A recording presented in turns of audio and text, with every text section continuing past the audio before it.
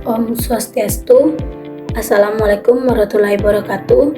Shalom, nama budaya, salam kebajikan, dan salam harmoni.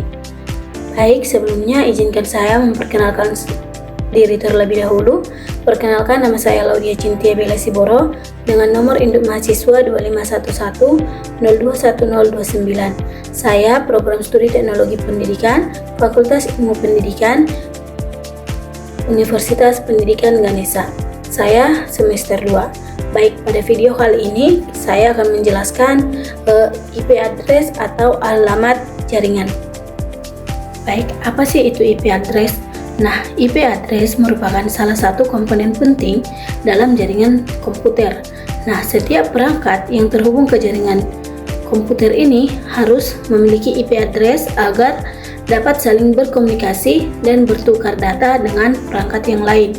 Nah, IP address ini adalah serangkaian angka yang diberikan kepada setiap perangkat yang terhubung ke jaringan komputer.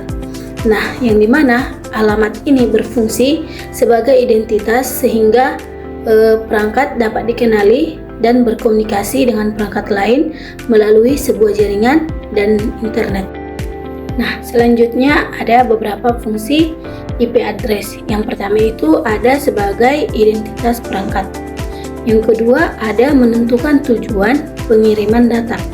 Dan yang ketiga itu ada menghubungkan perangkat dalam sebuah jaringan. Dan yang terakhir itu ada mempermudah akses internet. Nah, di mana IP address ini berperan penting dalam proses komunikasi data. Ketika pengguna mengakses sebuah website atau mengirim data ke perangkat lain, IP address ini digunakan untuk menentukan alamat tujuan sehingga data dapat sampai dengan benar dan tepat ke tujuannya tersebut. Nah, selanjutnya ada bagian-bagian dari IP address. Nah, yang dimana IP address ini terbagi menjadi dua bagian, yaitu ada network ID dan host ID. Yang pertama itu ada network ID. Network ID ini merupakan bagian dari IP address yang berfungsi untuk menunjukkan dan mengenali identitas suatu jaringan yang dimana tempat perangkat tersebut terhubung.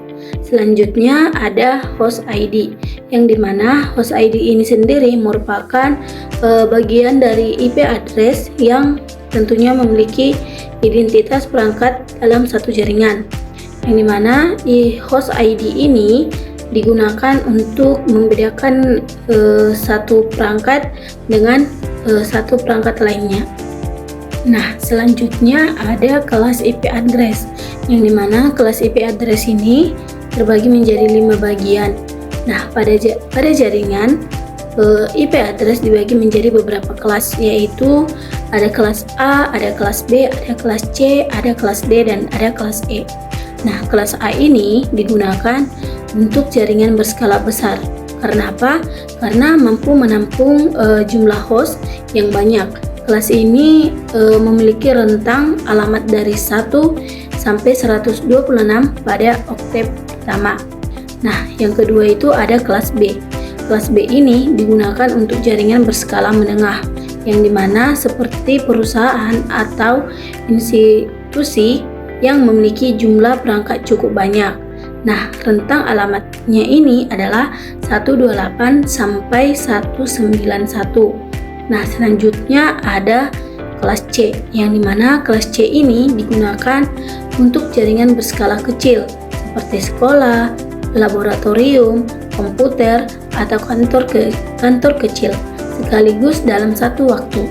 Nah, rentangnya itu adalah 224 sampai 239. Nah, yang terakhir ada kelas E, yang dimana kelas E ini digunakan untuk keperluan penelitian dan pengembangan teknologi jaringan. Nah, dengan adanya pembagian kelas IP address ini, pengelolaan jaringan menjadi lebih mudah karena dapat disesuaikan dengan kebutuhan jumlah pengguna dan perangkat yang terhubung. Selanjutnya ada jenis-jenis IP address, yang dimana IP address ini terbagi menjadi dua bagian. Yang pertama ada IPv4 atau Internal Protocol versi 4. Nah, IPv4 ini terbagi menjadi 4 bagian, Yang pertama menggunakan 32 bit dan terdiri dari 4 kelompok angka yang dapat dipisahkan dengan titik. Lalu ada jumlah alamat yang terbatas. Selanjutnya ada IPv6 atau Internet Protocol versi 6. Ini juga terbagi menjadi 4. Yang pertama itu menggunakan 128 bit dan terdiri dari kombinasi angka dan huruf dan memiliki jumlah alamat yang sangat banyak. Selanjutnya ada IP privat. IP privat ini merupakan alamat IP yang digunakan dalam jaringan lokal seperti di rumah, sekolah, atau kantor. Alamat ini tidak dapat diakses secara langsung melalui sebuah internet dan digunakan untuk komunikasi antar perangkat. Nah, penggunaan IP privat ini membantu menghemat sebuah listrik serta meningkatkan sebuah keamanan jaringan.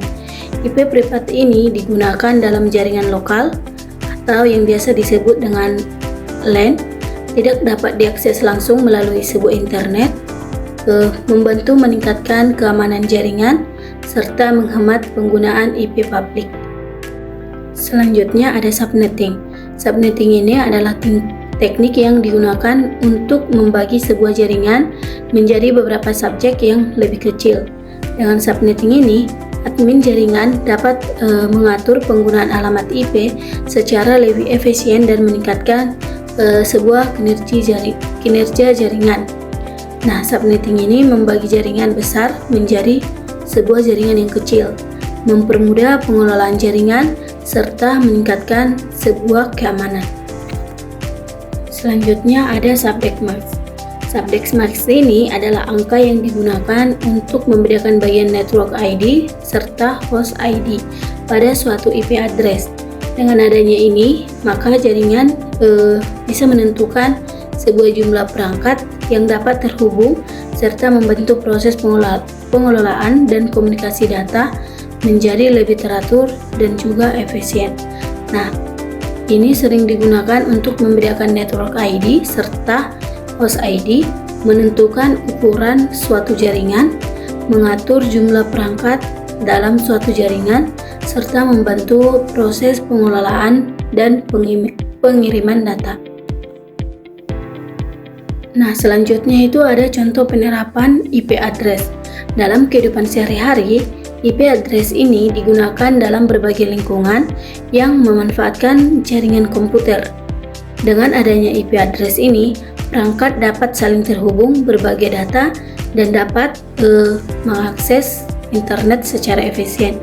Nah, contoh penerapannya itu ada di sekolah, kampus, kantor, serta perusahaan. Nah, selanjutnya apa sih studi kasus dari IP address itu? Nah, studi kasus dari IP address ini bisa kita lihat dari contoh PT XYZ yang memiliki 5 departemen yang masing-masing itu menggunakan 3 komputer dalam kegiatan operasionalnya, yang dimana perusahaan ini tentunya menggunakan jaringan. Nah, untuk meningkatkan jaringan tersebut dan mempermudah pengelolaan jaringan, subnet mask diubah menjadi sehingga jaringan dapat dibagi menjadi beberapa subnet yang lebih kecil sesuai kebutuhan setiap departemen. Nah, dengan cara ini pengaturan jaringan menjadi lebih terstruktur dan kinerja jaringan ini dapat berjalan secara optimal. Nah, dengan cara itu kita akan menghasilkan terbentuknya 8 subjek baru serta setiap subjek dapat menampung hingga 30 host dan pengelolaan jaringan menjadi lebih efektif dan lebih efisien. Nah, adapun kesimpulan yang dapat saya simpulkan bahwa IP address ini merupakan sebuah alamat unik yang digunakan untuk mengidentifikasi setiap perangkat yang terhubung dalam suatu jaringan komputer. Dengan adanya IP address ini, perangkat dapat saling berkomunikasi, bertukar data, mengakses berbagai layanan jaringan maupun internet dengan tepat. Nah, IP address ini terbagi dari 2 jenis utama, yaitu IPv4 dan IPv6. Selain itu, tentunya IP address ini juga memiliki komponen penting dan juga berfungsi untuk mengenali jaringan serta perangkat yang terhubung di dalamnya. Pengguna IP privat, subnet mask, dan juga subnetting ini juga membantu dalam mengelola jaringan agar lebih terstruktur, aman, dan efisien.